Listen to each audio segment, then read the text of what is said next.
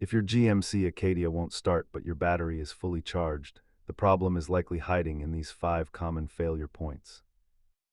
Nearly half of all non-battery starting issues in GM SUVs are traced back to loose grounds or faulty sensors rather than mechanical failure.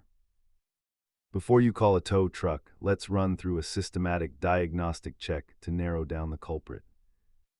Always start with safety, then try shifting to neutral to rule out a common transmission range sensor fault.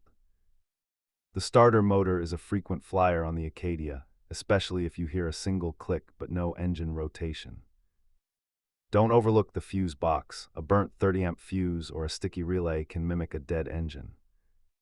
While relays and fuses are easy driveway fixes, replacing the starter on an Acadia requires reaching behind the engine block. Statistically, the starter motor is the most likely culprit once you have confirmed the battery is healthy. If you're stranded, the old trick of tapping the starter while someone turns the key can often get you one last start. Keep a basic toolkit and a multimeter handy to verify that power is actually reaching the solenoid. A bad ground is the most overlooked reason for a good battery failing to start a heavy GM engine. Diagnose the starter and check those grounds to get your Acadia back on the road safely.